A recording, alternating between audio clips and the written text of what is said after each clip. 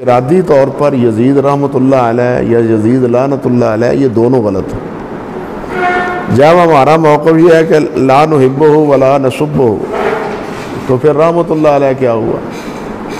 یہ نہیں کہنا۔ ہاں مجموعی طور پر ہم کہتے ہیں جتنے مسلمان فوت ہو گئے ہیں ربنا اغفر لنا ولاخواننا الذین سبقونا بالایمان، اس میں وہ بھی شامل ہے۔ اب اس کا استدلال کر کے پھر جناب کہنا کہ جناب جب یہ کہتے ہو تو پھر نام رحمۃ اللہ علیہ کیوں نہیں ہے، یہ بالکل غلط۔ یہ تو اسی طرح ہے جس طرح آپ کفر معین ہے یا کفر غیر معین ہے، بالکل اسی طرح کی بات۔ کفر معین جب آپ نامزد طور پر نہیں کر سکتے کسی کو، اس سے آپ گریز کرتے ہیں، تو کسی کو اس طرح رحمۃ اللہ علیہ یا کسی کو جنتی، حتیٰ کہ صحابہ کرام رضوان اللہ علیہ مجمعین جن کے بارے میں نبی علیہ الصلوۃ والسلام نے فرمایا کہ یہ جنتی ہیں، یہ جنتی ہیں، یہ جنتی ہیں، عقائد میں یہ بات لکھی ہوئی ہے کہ ان کے علاوہ باقی صحابہ کرام کے بارے میں ہمیں اجمالاً عقیدہ رکھنا چاہیے کہ کلہم فی الجنہ، لیکن ان کو نام لے لے کے جنتی کہنا یہ نہیں صحیح ہے۔ اگر ان کو نام لیں تو پھر نبی صلی اللہ علیہ وسلم کے نام لینے کا کیا مطلب ہے؟ پھر نبی صلی اللہ علیہ وسلم کے نام لینے کا کیا امتیاز باقی رہ جاتا ہے اگر آپ اس میں خود دخل دیتے ہیں؟ اور آپ کون ہوتے ہیں کسی کو جنت کا دروازے پہ پہنچانے والے؟ اس لیے یہ چیزیں بہت احتیاط کی ہیں۔ جب ہم صحابہ کرام کے بارے میں یہ بات نہیں کہہ سکتے تو کسی اور کے بارے میں ہم کیسے کہتے ہیں؟ تو اقتدار کے لیے یزید نے کیا ہے، اور وہ اقتدار کس کے لیے ہے؟ امت کی اجتماعیت کے لیے۔ زیادہ سے زیادہ ہم یہی کہہ سکتے ہیں، باقی نیتوں کا بھید اللہ تعالیٰ جانتا ہے، وہ اللہ تعالیٰ جانتے ہیں۔ حافظ ابن تیمیہ کی رائے بالکل صائب ہے رحمۃ اللہ علیہ کی۔ دیکھیں نا، جن میں خیر غالب ہے ہم انہیں رحمۃ اللہ علیہ کہتے ہیں، جن میں شر غالب ہے ہم خاموشی اختیار کرتے ہیں، ہم وہاں رحمۃ اللہ علیہ نہیں کہتے۔ کیوں نہیں کہتے وہاں رحمۃ اللہ علیہ؟ مسلمان تو وہ ہیں ہی نا، نامزد طور پر کیوں نہیں رحمۃ اللہ علیہ وہاں کہتے جہاں شر غالب ہوتا ہے؟ اس لیے یہ چیزیں سوچنے والی ہوتی ہیں، جذبات کو، لوگوں کے جذبات کو انگیخت کرنے والی ہوتی ہیں۔ خود اپنا جو ہے نا موقف وہ بھی کمزور ہو جاتا ہے۔ اعتقادی اعتبار سے یہ کہنا چاہیے کہ عقیدے کے لحاظ سے جو چیزیں ہیں سلف نے لکھی ہیں انہی تک اپنے آپ کو سمجھنا چاہیے۔ ان مسائل میں جتنا رسوخ ان کو تھا، ہم تو ان کی خاک پاک بھی نہیں، کچھ بھی نہیں، اس لیے احتیاط کا پہلو چاہیے۔ لکھا ہے یزید کے بارے میں رحمۃ اللہ علیہ، لکھنے والوں نے لکھا ہے، مجھے پتہ ہے لکھنے والوں نے لکھا ہے، اس سے آگے بھی لکھا ہے کہنے والوں نے۔ حافظ ابن تیمیہ نے بھی ذکر کیا ہے کہ بعض اس کو صحابہ کے درجے پر سمجھتے ہیں، یہ بھی لکھا ہے حافظ ابن حجر نے منہاج السنہ میں، لیکن نہیں، صحیح نہیں۔ یہ تو اسی طرح ہی ہے کہ ابو طالب کے بارے میں آپ دیکھ رہے ہیں، روافظ اور بریلویوں میں بھی ایسے ہیں جو جناب حضرت ابو طالب کہتے ہیں، اور ان کو بھی رحمۃ اللہ علیہ کہتے ہیں۔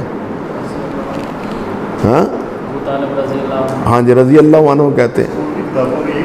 ہاں جی، بریلویوں کی کتابوں میں لکھا ہوا ہے، شیعہ تو ہے ہی ہے، ان کی کتابوں میں انہوں نے کتابیں لکھی ہیں اس موضوع پر، ایمان ابی طالب پر۔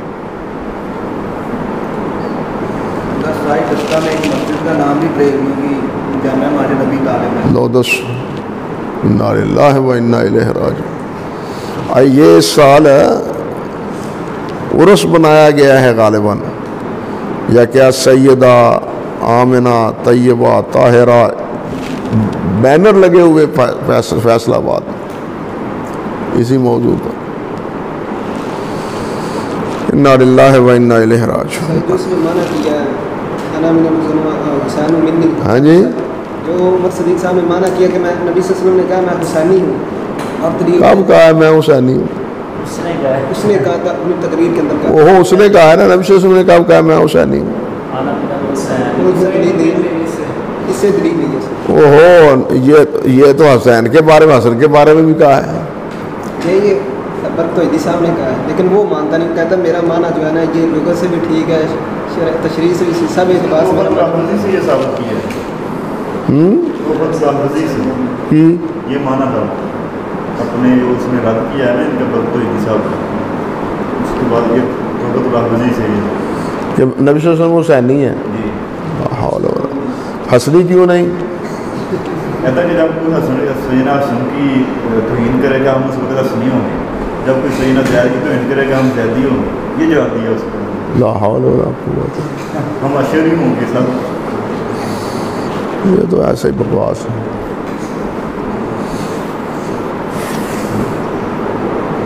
سیدھی سی بات ہے کہ جب صحابہ کرام کے دور میں نے ایک مقام پر کہا بھی تھا، سب علماء اکٹھے تھے یہاں، آپ صاحب کے وہ جو ہے نا نواب، کہ ایک دفعہ افتتاح کیا تھا اور سب کو آپ صاحب نے بلایا تھا. پتہ نہیں آپ وہاں تھے یا نہیں تھے. تو اسی موضوع پر مجھے انہوں نے فرمایا کہ تو انہیں بات کرنی ہے. تو میں نے کہا تھا کہ جب صحابہ نے اپنے آپ کو علوی اور عثمانی نہیں کہلایا، بلکہ حضرت عبداللہ بن عباس نے صاف فرما دیا کہ میں نہ کیا علوی ہوں نہ ہی عثمانی ہوں، بلکہ میں تو محمدی ہوں. بل انا علی ملت محمد صلی اللہ علیہ وسلم. تو پھر یہ حسینی کہاں سے آ گیا؟ جب علوی نہیں ہے تو حسینی کہاں سے ہے؟ خاندانی طور پر علوی ہونا اور بات ہے، عثمانی ہونا اور بات ہے، کسی سے محبت کرنا اور بات ہے. لیکن اس کو اس طرح تفریق، انتشار، نزاع کا بنا لینا ایشو، یہ غلط ہے، یہ صحیح نہیں. جس سے حزبیت پیدا ہو جائے یہ غلط ہے. وہاں بھی حسین علوی اور عثمانی کی حزبیت کا ہی مسئلہ پیدا ہو گیا تھا.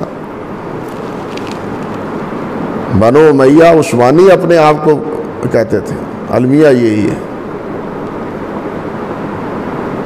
وہ حسینی اپنے آپ کو عثمانی کہلاتے تھے اور حضرت عثمان غنی رضی اللہ تعالیٰ عنہ کے ساتھ اپنی ہم نوائی اور اپنی ہمدردی کا مظاہرہ کرتے تھے.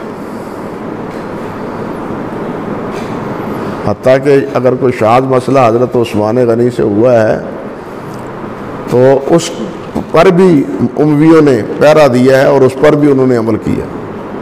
جہاں امت میں تفریق کا باعث یہ چیزیں بنے نا، او بھائی امت میں تفریق کا باعث تو نبی صلی اللہ علیہ وسلم نے یا للانصار و یا للمہاجرین اس پر کیا فرمایا تھا؟ عداوۃ الجاہلیہ وانا بین اظہرکم. تو پھر یہ حسینی یزیدی پیچھے رہ گیا،